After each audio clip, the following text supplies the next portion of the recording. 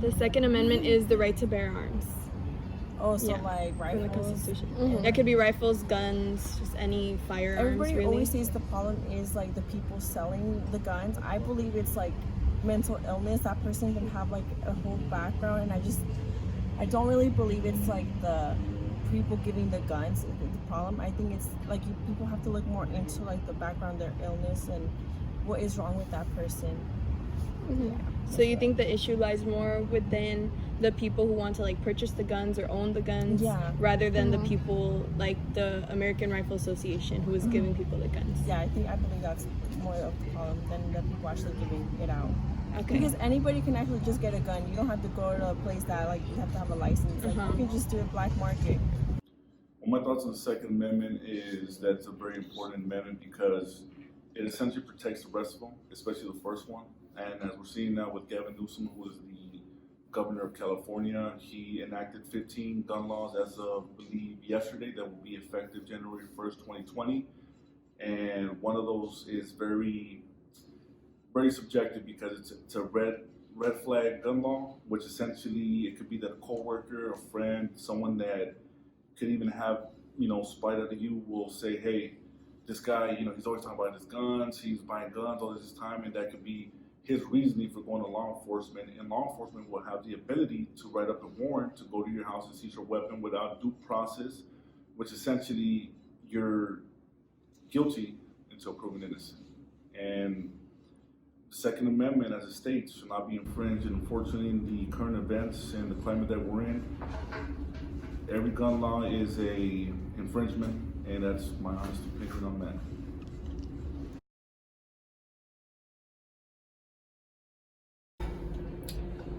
Probably there is more, like the suicide rates during like World War I, World War II, I think were more of a like post-traumatic stress element coming back into society, not quite sure how to interact, etc. I think that our suicide rates today are mostly, not that I want to blame social media, but I do have a lot of kind of strong opinions about that when it comes to our own individual lives, so young people's lives that are growing up with social media. I think that your generation in particular has never known what life was like without a phone. So when we feel really bad about ourselves just in general, because that happens in societies, we can immediately jump online to Instagram, Facebook, Snapchat, and find 5,000 more reasons why my life sucks and somebody else's is better. And then the moment where the concept of like online bullying occurs and not being able to get away from that, kind of like when I was in high school, if bullying happened, it happened on campus in your face, and you could go home, and then it was gone for 12 hours, and then it happened again. Now it never goes away, so it's constantly bombarding. I think that we haven't quite found a solution to the problem yet, in the sense of what parents should be doing, schools should be doing, friends should be doing. And I think that the increase of suicide rates amongst young people are staggering today. Because after World War I and World War II, they were adults. They were 20s, 30s, 40s. We're now talking about 10, 11, 12, 13, 18-year-olds. All over because someone said, my hair looked funny yesterday. It's kind of a sad state. So I think that social media is a blessing and a curse. I call it a double-edged sword. We're so tied into it now that we can't get away from it, but we need to. So I think that's why it's so hard today. Peak as in like a huge increase, right? Like the biggest recorded amount since World War II. Honestly, it's probably because we don't take like suicide as a huge issue. We don't see it as a real, mental disorder. As a matter of fact, I had a sister with suicidal thoughts, and she doesn't live here. She lives in a different country in Honduras, and nobody took her seriously because nobody thinks that it's a serious issue. And I think that that's the reason why it's increasing, and it's going to continue to increase if we don't acknowledge it as a mental disorder. And it's honestly sad to say that because she was young, she was 18, and And I never met her, but it still hurts, you know, because she's a sister. Yeah. So you think that the reason that this is happening is because people don't give it the weight that the issue should have as a real disorder? Yeah. Because at the end of the day, it's an illness, just like diabetes is an illness or heart disease is an illness. Like, it seems like we always get like, you know, at least like a general consensus of like what everybody wants like to have, like, or who they want to have like as a president. Mm-hmm. Like there's been like no like issues like saying that it's unfair or that like, you know, that we're not getting like everyone's like opinion or like vote involved. Like everyone seems pretty happy with it, and like we do get presidents that are like, you know, everyone's like okay with them, you know. Okay.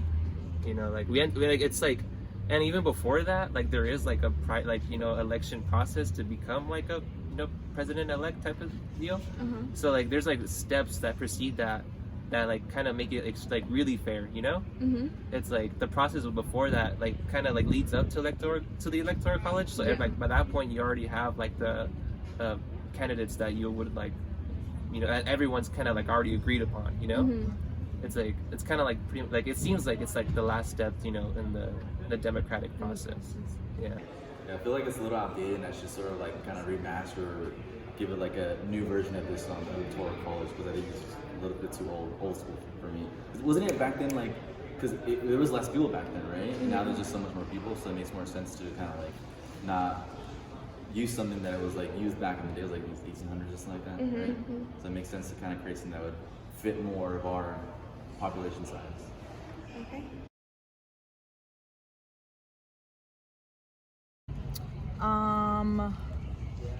I don't think it's set up great, because I feel like the people that are on the bottom have to work twice, sometimes three times as hard to be or even get to where the top people are. Like, you know, minimum wage and then the rents are just crazy difference. So people that are working 2 to 3 jobs sometimes can't even afford to rent a place on their own. Like me, I work about 35 hours a week and then I come to school, and it's still not even enough for me, and I live with my parents, you know. So it's very I don't think it's good at all. I think it's improving. It's definitely an unfair distribution of wealth. There is a term now floating around called the glass floor. If you're familiar with the glass ceiling, it refers to the lack of opportunity for upward mobility. And the glass floor refers to how the wealthy stay wealthy. There is far more opportunity for the wealthy to stay wealthy versus people moving up in classes because of things like holding on to wealth, things like avoiding property or estate taxes, as well as the lack of access to resources for people living in poverty.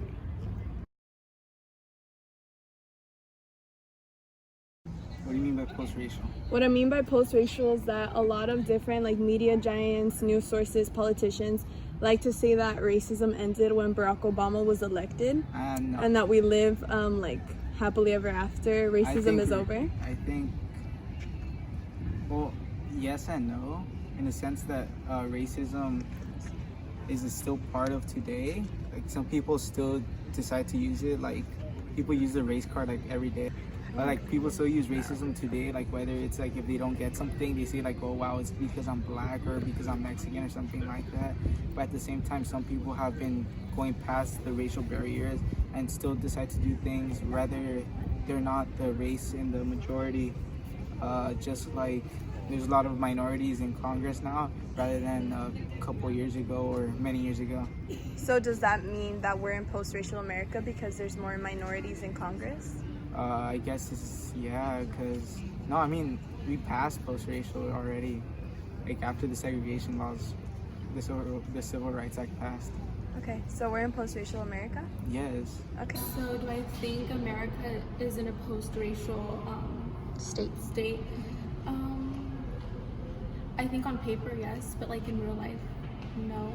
Because I think on paper, or we like to think that we are, but I don't think so, especially if you go to different places, like in the United States, like the South, it's not, I've never been, but I would assume that it's not very inclusive, yeah. And not like we live in California, a very like liberal state, and you don't see that often. I've never experienced like racism myself, but I would think like, especially on the West Coast and on the East Coast, it's okay, I guess. But especially in the middle of America, it's not. It's the same. I don't think there's any change at all.